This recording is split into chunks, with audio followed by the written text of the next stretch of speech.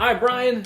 You're up, my man. Again, this is another sample that's sent in from a viewer and a friend of mine named Brian. Brian, thank you so much for your generosity. These are big samples, too. I'm going to get a couple of pours out of each of these. I already covered one of his, and now I'm diving into another one. This one's I'm noticing, I just grabbed it random in my closet. This is a very light color. This almost looks like a golden ale, like a Pilsner or something. I used to be a bit of a beer snob. I was like, listen, if it's not a stout or an IPA, I'm not drinking it. You know what I mean? I feel like everyone has phases where they're elitist about something stupid. And I had one of those phases many years ago about beers.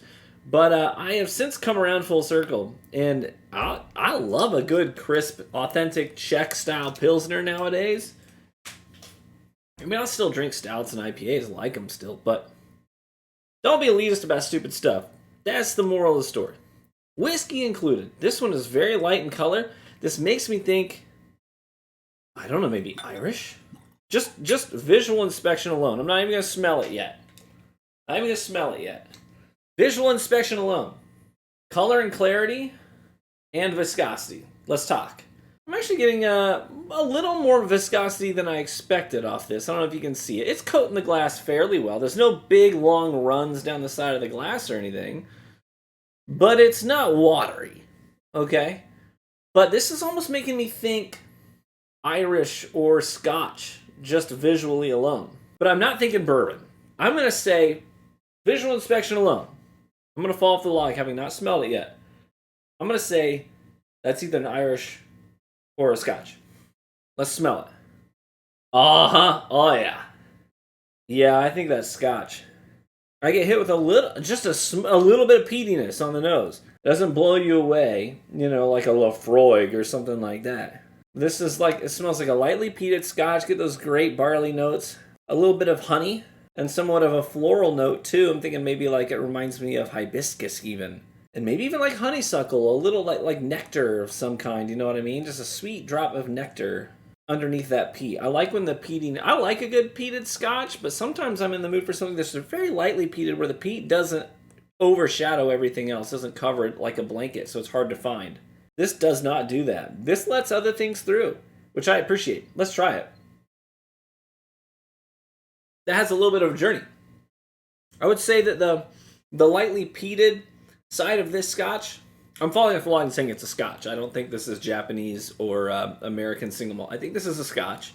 But the framing is great. The framing is that lightly peated side of this Scotch. That's what frames everything. And then in the middle there, it takes you on a little bit of a journey. Right up front, I get almost like a cream cheese Danish sweetness. It's like sweet and savory. In the tail end, it comes back to that lightly peated nature and kind of slowly tapers off there. It's not a long, drawn-out finish, but the peatedness kind of hangs on for a little bit. Nice medium finish on it. So I don't think that it does anything dramatic. I will say that. This feels like a great, just like regular grab, a middle shelf Scotch. You know what I'm saying? It doesn't go out of its way to do anything crazy. It's like, I'm just a Scotch. Not heavily peated, but not under-peated. Oh, it's pretty tasty. It's actually been... How long has it been? Several weeks since I had a pour of an actual Scotch.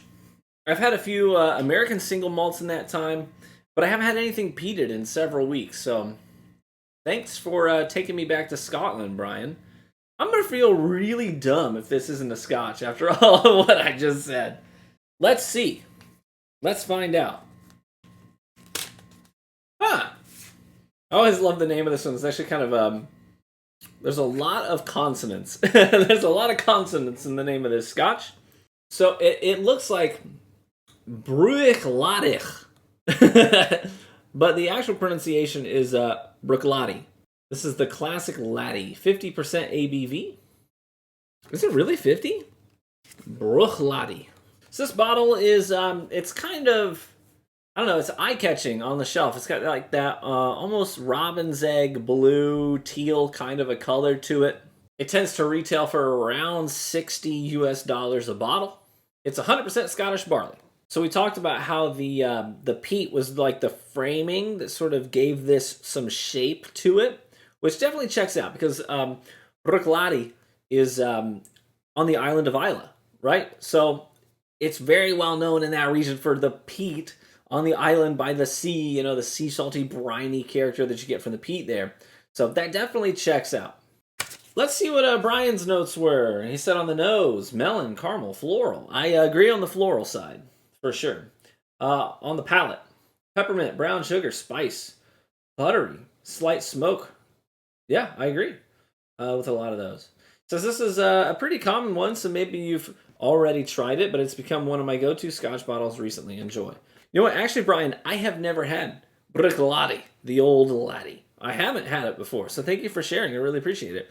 Just because something is common doesn't mean I've already tried it. In fact, I tend to try to get more obscure things, but a lot of the more common things are common for a reason. If it's on every shelf, there's probably a reason why it's on every shelf, in these liquor stores.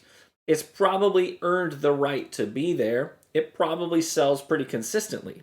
And that definitely makes sense with this. This is a delightful drink. Thank you so much for sharing. I appreciate it, Brian. Have you, personally, out there watching the video, have you tried Bruichladdich? If so, what'd you think of it? Do your notes line up with mine? And would you recommend it to other folks as well? Hey, thanks so much for watching the video. Cheers! May you live richly, my friends, and get better with age. We'll catch you in the next one. Bye-bye.